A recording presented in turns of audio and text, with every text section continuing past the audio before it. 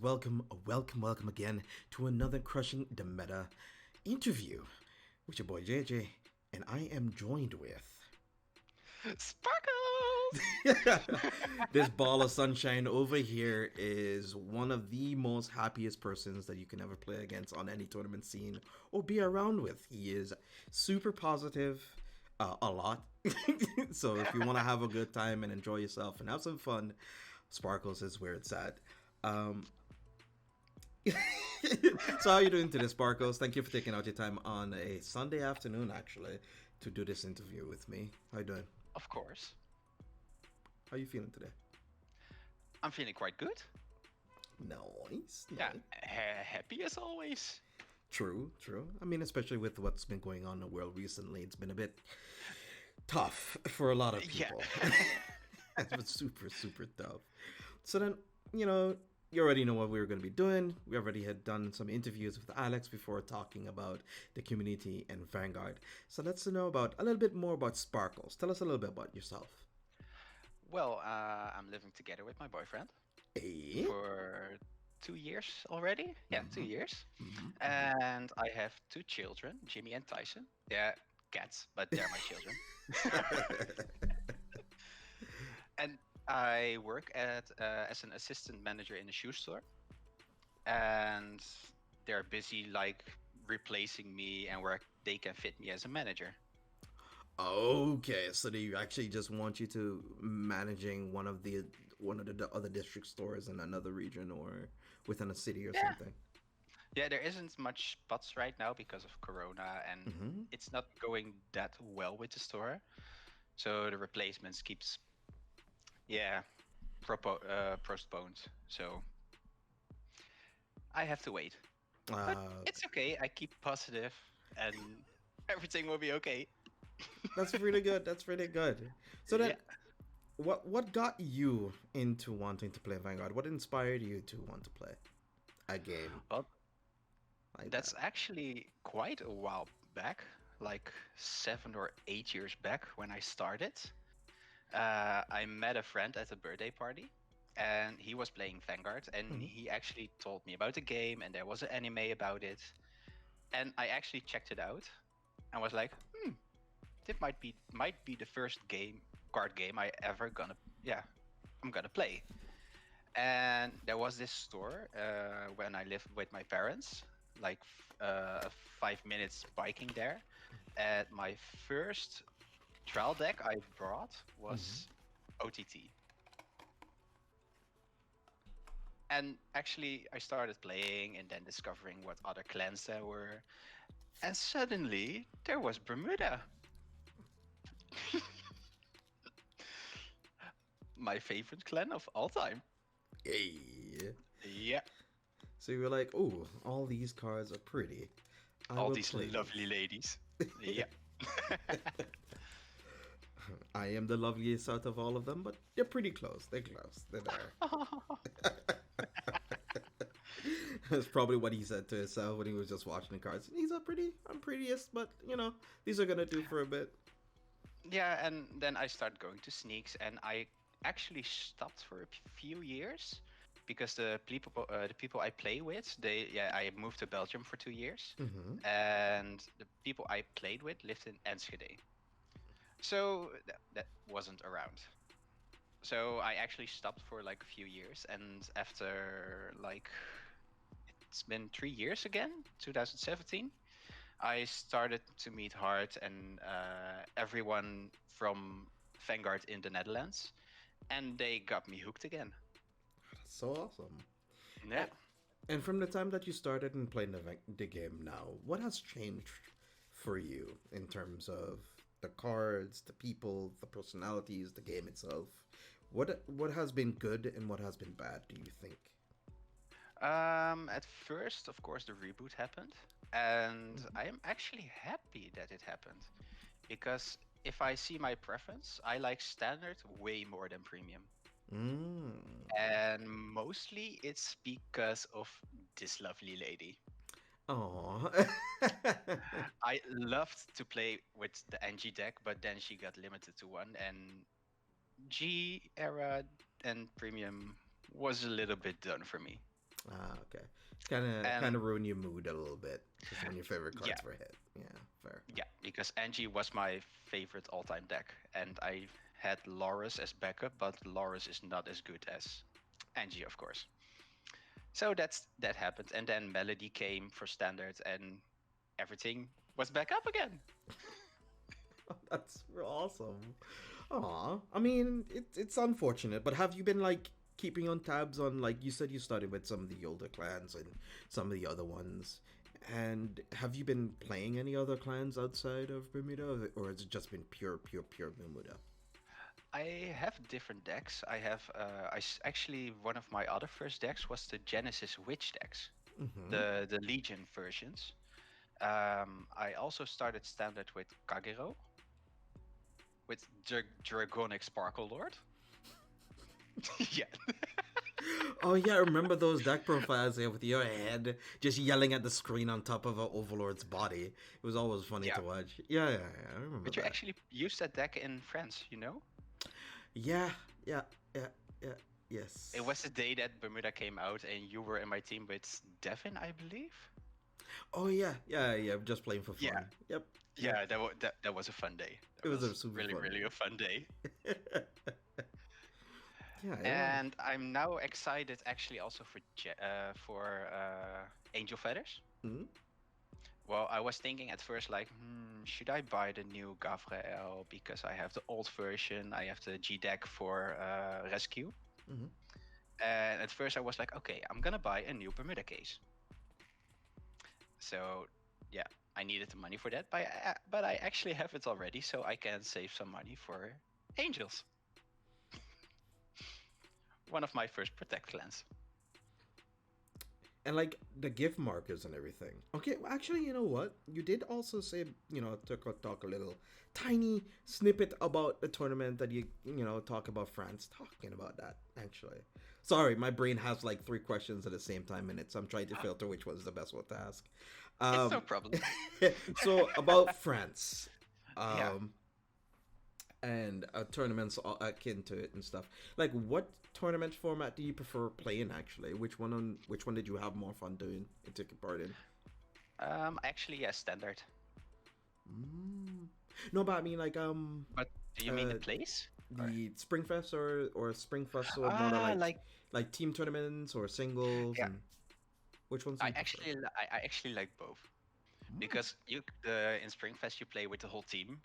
Mm-hmm. It's fun. You can just lay back, chilling, just play your cards, and if your teammates have won already, you Mm-hmm. can just fuck it up if you want. You Like can it kind of make doesn't just matter. cocky plays and just do whatever you want. Yeah, there was Springfest in Antwerp, Mm-hmm. and the whole day went bad, really, really bad. And then I was playing against one player, the Mm-hmm. last round. Mm-hmm. I kind of finished him off in like 3 minutes. I was salty. I was angry. My deck didn't work, but I finished that game in 3 minutes. I won. I was looking at my teammates, and they weren't even on grade 3. I mean, So hey. that happens.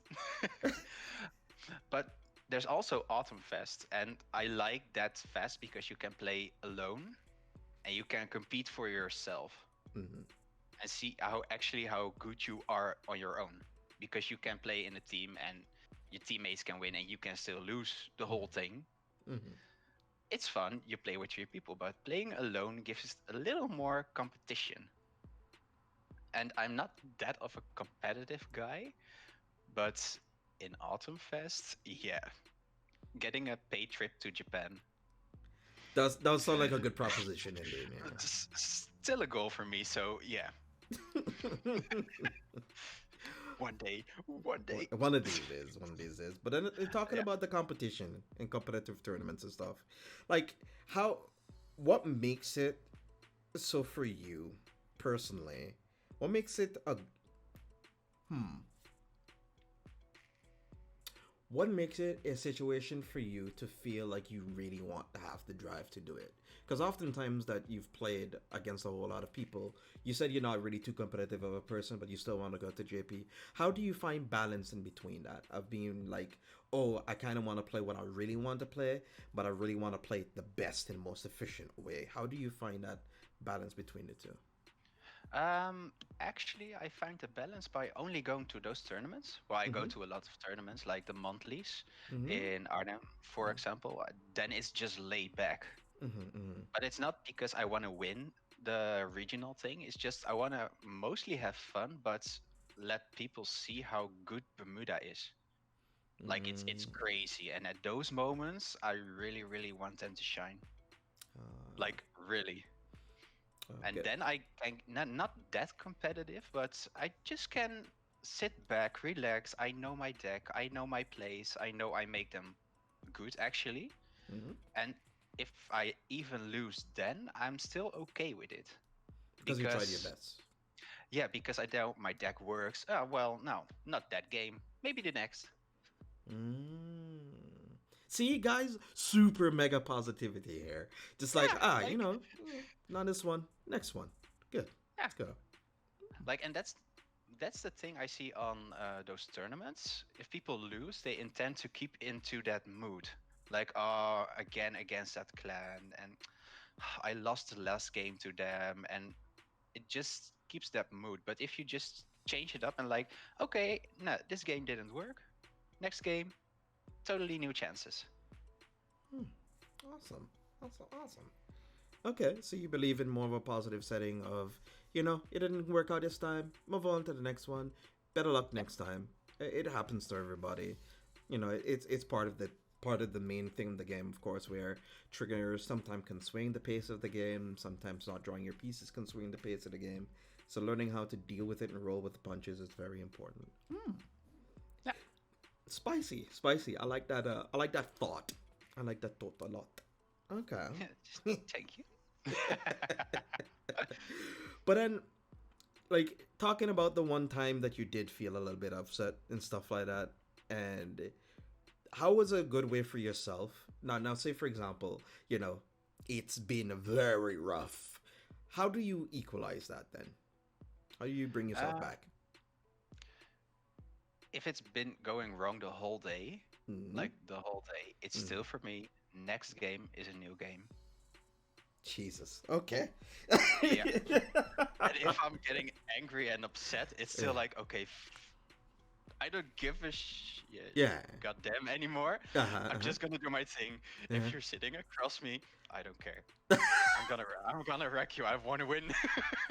I'ma stomp and you, kid. let me win at least one game. Even if it is one game, I'm still happy. Okay, fair, fair. All right. Just keep it positive. Next game is a new game. If even if you go wrong the whole day, Mm-hmm. um, the important thing is like you have to see your opponent as equal or like better. If you know you're better than him or her, you can get like cocky and like, oh, I attacked the rear guard. Oh, Vanguard, I know I'm gonna win. Like Mm. that's not the way I like the game.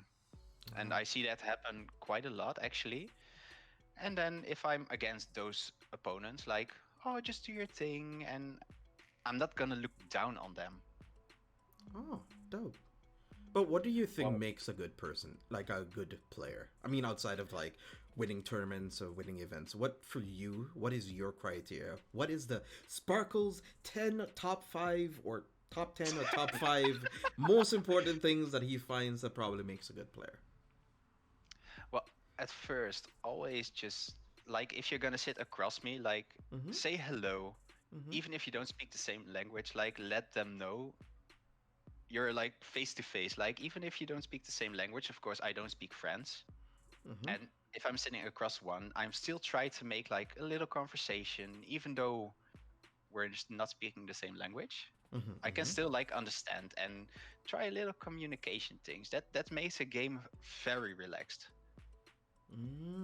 That both of That's you one make of the the effort to at least try to communicate. Mm. yeah. Like if you're gonna sit across me, like only look down at your cards, like okay, you're like a zombie now. Hello, I'm still here. You're like,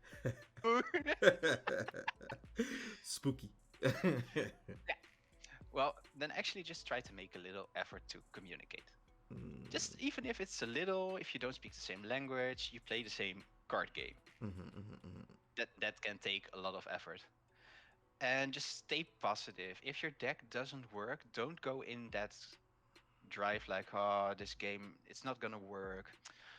I'm just, yeah, no, I don't feel it. Like, just stay positive. Maybe you draw the cards you need. Maybe you draw a heal trigger, and stay positive.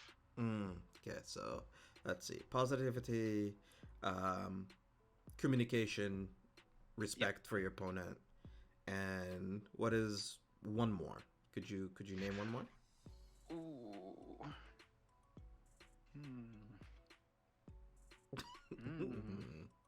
Just recognize me. Like, hello, it's Sparkles. Person. HBIC. All right, I see it. Okay, all right. But then let's talk about how you came across Hearth, actually, because you did mention before, you were coming back into the Vanguard scene after moving to Belgium for 2 years, coming back from school, fresh-eyed Sparkles, like, all right, I'm ready for my Bermudas to wreck some face, and then you played against Hearth. Let's go. Well, actually, not at that point yet, because when I start back playing the game, I didn't have any G deck. The whole G stuff I actually missed, and I didn't have any G cards and like G units and stuff. And then I met Hart, and he let me play with the Bermuda Loris deck, and that actually got me back into the game then. And yeah, like, playing against Hart is fun, really fun. I lose like 9 out of 10 times to him, but still, if I lose, play again. Fair. Play again. Fair. Play again. I actually don't care that I lose that much, because I'm not that kind of a good. Yeah, I'm a good player, but not like standing up on the top. Like, okay. Yeah. So for between 1 to 10, where will you gauge yourself then as a player skill level? 7.5. 7.5. That's pretty fair. And honest with you, that's good. Because I know I'm a good player. I know my decks. I know my combos. I can think of crazy combos. But I know I'm not that good. Like, I'm not gonna say I'm a 10. Well, of course I'm a 10 always. Like, yeah, you see. But as a Vanguard player, yeah, more a 7.5. Okay, that's fair enough. Okay, that's a very honest and fair way to gauge it. Yeah, right. I like that. So then you can. I can say I'm a 9, but yeah, no. And then how did you end up joining CTM? Ooh, that's also been a few years. I actually, it started by getting to know the group a little bit more, and getting more active in the game, and every day checking out the new cards that been revealed and stuff. And then suddenly Hart asked me if I wanted to join. And I was actually thinking like, yeah, sure, why not actually? And I'm still enjoying it till this very day. Nice. Because you have done a whole lot of the social media stuff on Facebook and having interactions and posting cards of the days, and of course it alternates between teammates, between you and Flores, and sometimes Alex if he posts them sometimes as well. How has it been working on the Facebook for you and posting a whole lot of stuff that people read? I'm actually most of the time I only post Bermuda, because yeah, that's my clan. In whole CTM, I'm the only one that actually plays it. And they say, "Oh, it's fishy season, Jeffrey. Do you, Sparkles? Do you want to do it?" Yep. And waking up every day, like tomorrow, I'm gonna wake up and look at Facebook. Oh my God, it's a new card, and just it makes my whole day. And when fishy season is kind of over, you see a little less of me, only in videos like battle videos and deck profiles. And yeah, most of the times only for Bermuda. Okay. Are there any cards or support that you've really been enjoying for Bermuda recently? From all the cards that have been revealed so far? Could you explain which one they were? I actually last Friday when Mm-hmm. Mir got revealed, like she's crazy. like what the hell? We get OTT stuff, we get Angel Feather stuff. Oh, Counter Blast heal. Sure, give it to me. But the cards I'm waiting for the most right now is RNG Mm. because she is my all-time favorite unit. Any And close I'm seconds? Any close thirds? Outside of like Loris, Ooh. maybe? Yeah, Loris. Mm-hmm. Mm-hmm. Loris is a good second. Mm-hmm. Even though she didn't came back, I still hope she's gonna be back because everyone's back, but Loris not yet. And then it's a thing. Nah, Riviero's on first place. Really? Yeah, the winter SP version from the V series. Ah, true. I Okay. don't have her, Mm-hmm. sadly, Mm-hmm. but I'm not gonna. Yeah, it's yeah. I'm not gonna say it's a little bit too much money to spend for that card, but yeah. I mean, I think it like costs around like 400 to 500 per copy, right? No, Or 200 actually. it's a lot cheaper now. Okay, good. Yeah. At first, I was like, okay, she's gonna be so expensive. She's gonna be so expensive. Yep, she's expensive. And that's for a guy who's gonna buy a whole case again. Like that card is too much, but the case isn't. I mean, but the chances of you probably getting the playset or whatever you need, and a chance of getting the winter version of the card or the SGR they call it now? No, ASR? Yeah, ASR. Yeah, but we don't know the ASR from the Bermuda set yet. No, that's what I meant. Like, at least you still have a Yeah. chance of, with the case of getting that potentially, and then cost effectively. But With my luck, I'm probably gonna have it so. oh yeah, talking about that, what was the whole Sparkles luck thing based on? Actually, I can predict triggers like crazy triggers. okay. Even people say to me, "Are like, oh, you're stacking." No, I don't. I don't stack. I never stack. Like, oh, I'm gonna get a crit trigger. Yeah, crit. Like I just feel when I'm gonna get the trigger. It's weird, but Mm-hmm. also with heal triggers, I can predict heal triggers. Oh, nice. No, for the Like, viewers at home, it's a bit of a running joke within CTM that oftentimes yeah, when we play against Sparkles or when Sparkles plays events and we tend to spectate, Sparkle gets almost any trigger that he basically calls on, and that happens a lot with him. So it's a bit of a yeah. it's the running joke that he could have Psychulia, he probably didn't know it.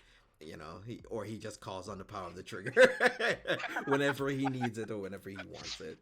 So now I was trying to figure out when was the origins, when did it start exactly, but it seems to be. Well, I didn't even have the Sparkle name at first. Oh, what was it before? It actually took a while. No, it was just my normal name actually. Oh, okay. When people call me by my normal name, I don't even listen anymore. Really? Like on tournament, like for example, in a sneak in Arnhem, like they just call me Sparkles. If they call me Jeffrey, Mm-hmm. like I'm not even looking around to like who called my name. Oh God. Yeah, it's that bad. Well, I mean, I think it just kind of sticks to you the whole entire time. Like it makes sense when it see you and it see the name and it see if you chilled around with Sparkles a lot, you would kind of like get it. It would just kind of click in your head and you wouldn't remember his actual name anymore. So it does make a whole lot of sense. I like that. I like that a lot. All right. Have you ever had any situations where that you've probably played against either opponents who like you said before that they were kind of negative and they were a bit unsportsmanlike? How you said treating people with respect, but do you have anybody you ever played before that you just couldn't get through them like that? Hmm. Let me think of that. Well, yeah, sometimes some people, but not specifically one person. Just like that was also in France. We were Mm-hmm. playing premium format, and I was Mm-hmm. playing against someone who just like the day before got a Himiko standard deck. Mm-hmm. Like I played with my premium deck against his standard Himiko deck. Like I knew I was gonna win, but he was like getting not angry, but Salty? sad. Yeah, a little bit salty and a little bit disappointed. Like none of his cards were like working. Mm. Everything, every alt it was against him. Like Mm. every alt. And I was Mm-mm. like, oh, just keep playing along. Maybe some good cards will happen. And just trying to keep the flow in there. Like stay positive and don't let it get me down. Mm. Mm-mm. Okay. And that's the important thing. Don't get into that vibe. Stay in your own vibe that works and don't let people get you down. And Okay. one thing I hate is people get scooping against me. Whoop. Yeah. That's the thing. That's the thing. I don't like scooping against me because just play along. Play along, just enjoy the game, even if it goes wrong. Even if you're like, oh, I'm gonna play against him. I know what deck he's gonna play. I know what he's gonna do. Like, just keep on playing. Don't scoop. That's no, don't scoop, please. Okay. Well, that's probably a good rule for me too, I guess. But H- How come? Do enlighten me with the knowledge. no, no, no. I mean, I'm of the school of thought. I guess is sort of like I just kind of like to quite.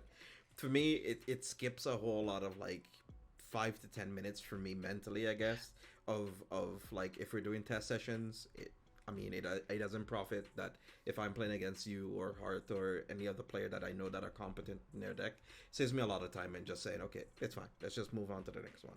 That's kind of like mentally where I am on that. And it's not me being like, oh my god, I didn't get anything I need, right? Like I'm more upset. I'm a personality. I get more upset when my deck doesn't work rather than me not getting what I want. If that makes any sense, Yeah. I guess. Yeah. Yeah, and that's how I feel about it. So me, concessions sometimes helps mitigate time constraints if you're on them, or if you're just kind of Yeah. like, I want to play more matches against them, sort of stuff. Yeah. Yeah. I can actually understand why you think that. Mm-hmm. I can actually do understand because some people can get really frustrated and say like, "Oh, just keep on moving to the next game." I can understand, Mm-hmm. Mm-hmm. and I sometimes for some people I respect that Mm-hmm. because I know those people. But if I don't know you and then you scoop against me, yeah, you don't make a good impression. Ah, fair, fair, fair. That makes Like if I, for example, yeah, I know you, you Mm-hmm. know me, like. Mm-hmm. If it's not working, then okay, move on to the next game. But I still respect you. Like Mm-hmm. I know how you think. I know how your mind works. Like, okay, this is better at that point. Like, don't scoop if you're like, okay, I'm done. Like, Ah, explain to me first why you're scooping. true, true, true. Don't scoop without a reason, please. Fair, Don't. fair. But then about like you said you like both in terms of like events and tournaments and team tournaments and stuff like that. But have you heard about Vanguard Zero's events and tournaments and all those systems as well? Because we haven't really spoken to like Alex or even to Hearth that much about Vanguard Zero because Hearth doesn't really play it that much. But I think you're one of the very few people who actually still play and pretty enjoy the game that much. So could you talk to us a little bit about that? Well, actually, at first, when it started, I was quite happy because of the whole COVID-19 thing. We couldn't meet up, and that game came out at the right moment. Yeah, yeah, And yeah. the thing is, I didn't play that early on, so there were decks I didn't have. Mm-hmm. And now I can actually enjoy playing them, but not in the way the game normally works. Mm-hmm. Of course, guarding is not That a thing. You don't really Yeah. get a choice to trigger PGs, stuff like that. Yeah. Yeah, but I still actually enjoy it. It's not like, oh, I want to play that competitive. Yeah, of course I play ranked because yeah, the free goodies and stuff. Yeah. True. if True. if something's free, I want to get it. It's free. Like, Yeah. come on. Yeah. It's a But I Dutch way. still, It's a Dutch way. yeah, it's a Dutch way of thinking. Free stuff is good stuff. Stuff, yeah. No, but actually enjoying that game much. I don't play it that much anymore because we can finally meet up again and play the normal game. But it's a nice balance and just changes for, yeah, a change for sometimes. Like when I'm at home and I want to play Vanguard and no one's around, I just play Vanguard Zero. That's good. That's good. And I think that's more or less like why it was designed that way. It's more or less sort of like if you can't play it with friends and you can't do like remote fights and play online against people via the camera or whatever, or Discord or Skype or Zoom. It's a good outlet to kind of just like, flip my phone up and bash some people in for a little bit and just move on for the rest of the day. And, Yep. yeah. And how has been meeting up with friends been for you again? Going to sneaks again? Yeah, actually, I've been to a few sneaks in in the meantime. Like, it's just nice to finally see everyone again. Oh, it's good. It's just been at first it's been really really tough actually. Like, I'm a social person. I like to hang out with people, but that was the thing, we couldn't. We didn't know what COVID-19 really was at first, but now I have a few people that are in my little bubble that are allowed to actually be in my home. Oh, that's good. Because I know they are safe. They watch every step they make, and that's a big decision for me, who I want to see and who I don't want to see. But at sneaks, that was like in the summer when it was like almost gone. Yeah, I was actually quite happy to see the whole bunch again. Like, gaming and stuff, you still have like contact with them, but it's not the same like seeing them in real. Yeah. Especially since, there were a lot of like summer plans and stuff to have camp again and just kind of play. Yeah, true. It's still a step in my heart. Like, it didn't continue, but yeah, I can understand. Of course, of course, of course. And like, how has that? Like, what do you actually think about the Dutch community in terms of like Vanguard and all that stuff? What has been sort of like the most heartwarming thing for you in that experience so far? They welcomed me with big arms. Really? Yeah, like meeting the right people at the start makes it really good. Like meeting Hart was he was one of the first people I met to just like open a whole new world. Like, and then people person by person meeting them, and yeah, it's just heart welcoming. Oh. It's really great. I'm actually really happy that I got back into the game. All right. Okay, so we talked about the past. We talked a little bit about the present, right?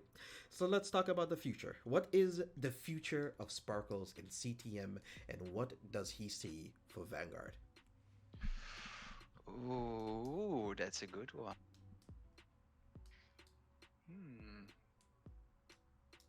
Well, that's the thing. I live from day to day. Okay, what would you like to see for Vanguard tomorrow then? Let's go with let's start small. Let's start small. If I want to say, but actually, let the regional tournaments.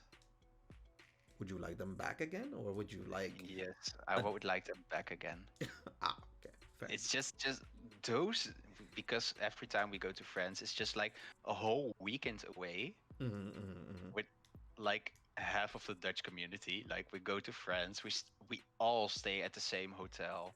We go to the venue all together, and at night we go back to the hotel, drop our stuff, and then go eat with everyone.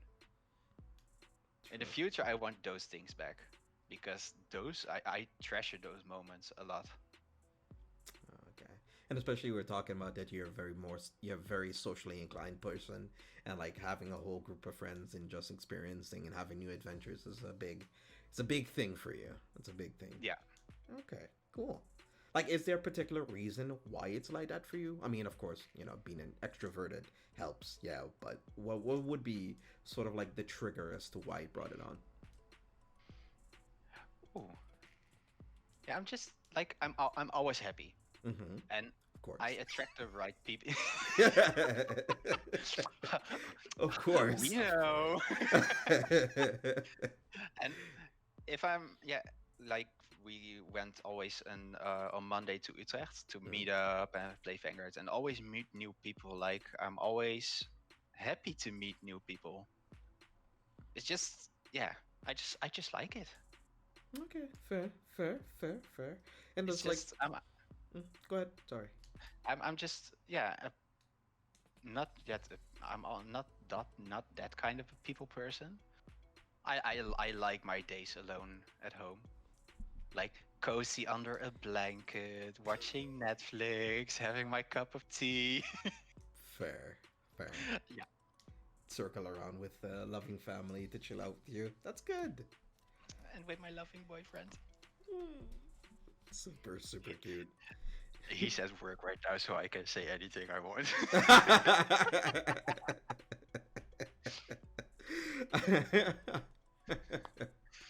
Yeah. So, is there like any closing statements that you actually want to give? Any inspirational things that you want to tell to people? You told people to be positive, try to enjoy the game, live like there's no tomorrow. But what else would you like to tell to people at home? Ooh. Some wise words. Some wise words from Sparkles. Ooh, that's a difficult one. I tried to think like of a catchphrase or something, but yeah. Shine on or something. I don't know. Shine like you never shined before. Okay, I love that one. Let's go with that. Shine, you crazy diamond. Shine on. Shine like you never shined before. Like a right? diamond in the sky. Okay. So, you awesome people at home, I hope that you comment in the comment section below your favorite clan and your favorite card so that you have a chance of winning Sparkle's favorite card right there. See, he even has it in a sleeve, protected from everything within his card back. I have his phone right there. I actually carry it with me the whole day, so it's an extra treasure. Exactly. So, his favorite card that he has Yeah. treasured for years now, and you have a chance to win it. So don't forget, comment, comment, share, and subscribe to Crushing In the the Meta. description below. Yes, sir. That is exactly it. It has been JJ and Sparkles! from Team Crushing the Meta. Thank you all for joining. Be awesome, stay awesome. Have a wonderful day, and until next time, bye bye. Bye!